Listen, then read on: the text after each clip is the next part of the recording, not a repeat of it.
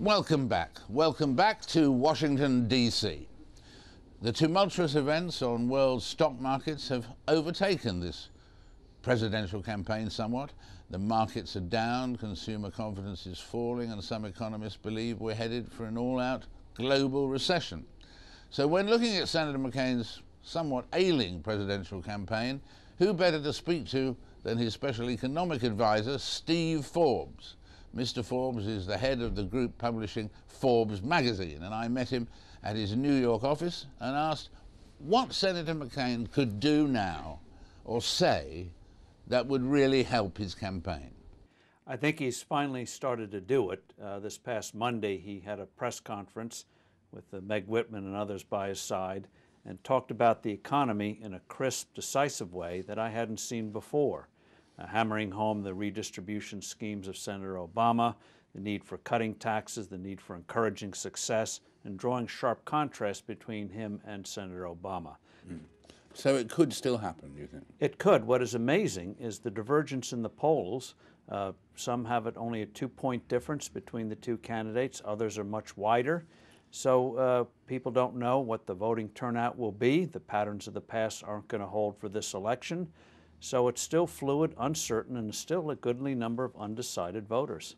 And what about, to what extent will either candidate, if they were to win, have their hands tied by either the gigantic deficit that's been built up and such things? I mean, that's going to affect their ability to do what they want to do, isn't it? I certainly think it could affect Senator Obama. I don't think he recognizes how bad the economy has affected the government's finances. Senator McCain, I think, will have a little more equanimity in the sense that he is a fierce foe of spending, and so he'll see this as an opportunity to institute spending restraint and spending cuts. And I think he'll make the point that Ronald Reagan made 25 years ago, that if you reduce tax rates, you'll get more vigorous economy, more vigorous economic growth. And in fact, in terms of, Senator McCain has said that he will balance the budget, this gigantic budget, by the end of his first term. Is that possible? It would take miraculous economic growth to do it, but I think he would end up creating a much healthier economy at the end of 4 years. What about if the result is, in fact, as the polls sort of indicate, but as you say, not definitely indicate, that there is a victory for Senator Obama? What will the Republicans do then? Will they turn as a new leader to Governor Palin, or what? I think you're going to see a lot of sorting out. I think in Congress, the young Republicans, like this congressman from Wisconsin, Paul Ryan, and others, are going to make a bid to take over the party and set the party back on what they think are its strong traditional principles that we've abandoned in recent years with these spending binges and the like. And I think you're going to see governors emerge. For example, the governor of Louisiana, Bobby Jindal, has done some great things in Louisiana, especially in ethics, which don't always go with Louisiana. But not Mrs. Palin, you don't think? I think she'll play a role as well, even though the media in the United States has been very negative towards her. In her time in office as governor, she achieved real things. She brought in a gas pipeline that had been around for 30 years. She brought it to fruition, did it right, renegotiated taxes and fees with oil companies when they're very politically powerful in Alaska, restrained spending, and gave people a tax cut. Not bad for 18 months' work. What sort of president do you think Senator Obama would be? I mean, are there things about him that you admire, although you're on the other side? Well, he is certainly very eloquent. He certainly keeps a cool presence despite pressures on him. But he is totally unknown. All we know is about the people he associated with. He wasn't a governor, so we don't know what his governing style will be. And he's going to face two different kinds of pressures. One pressure will say, be moderate, be like Bill Clinton, go slow.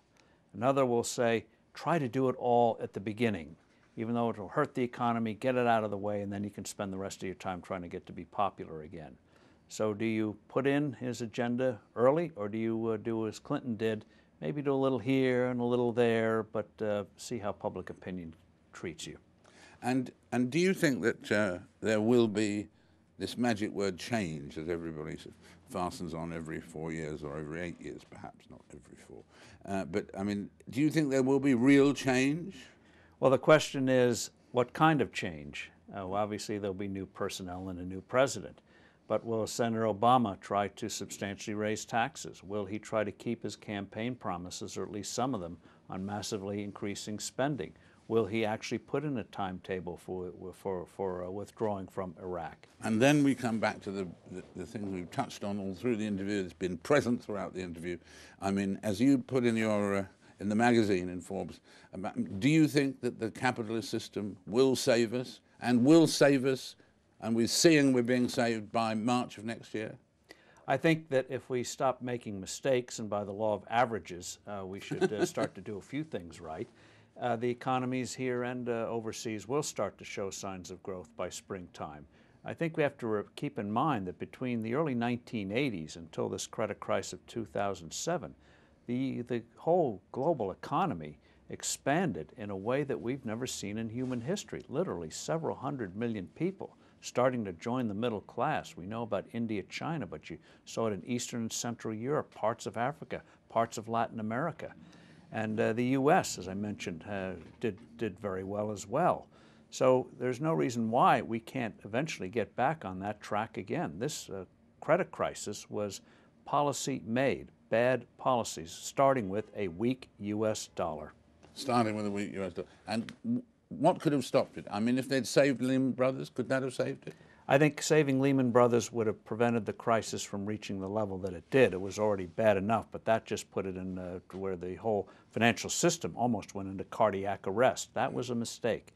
But if 4 years ago, if Alan Greenspan, the Federal Reserve Chairman at the time, had not printed so many dollars, we had this huge liquidity around the world, this bubble, housing bubble, never could have reached the size it did.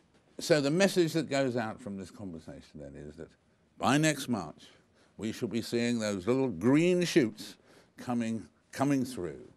Yes, and not just crops, but also economic growth. And the fundamentals, the strengths are there for it. And if we get a few things right, which we're starting to do, growth will come back. And we shall live happily ever after. Or at least live more happily than right now. Thanks, Steve. Thank you. Thank you, Sir David. Steve Forbes now. 2008 will be remembered as the year of the self-proclaimed mavericks. First, the Republican nominee, John McCain, and then his running mate, Sarah Palin. But joining me now is the man who's been described as the maverick of all mavericks in American politics, the man whom Richard Nixon, his former boss, said he should be heard.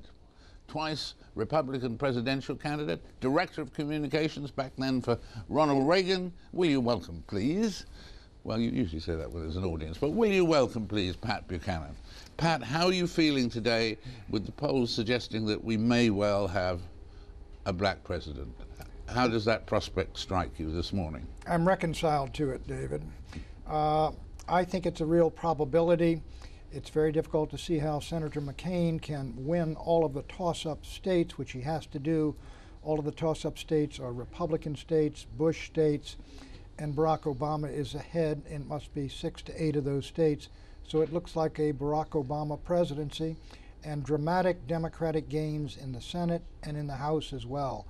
I think the country is going to elect a Congress and a president far to the left of where the country is. So it's going to be an interesting 4 years.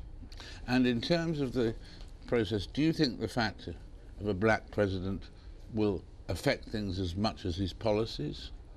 I don't believe so. And I think there'll be initially a very dramatic appeal of Barack Obama.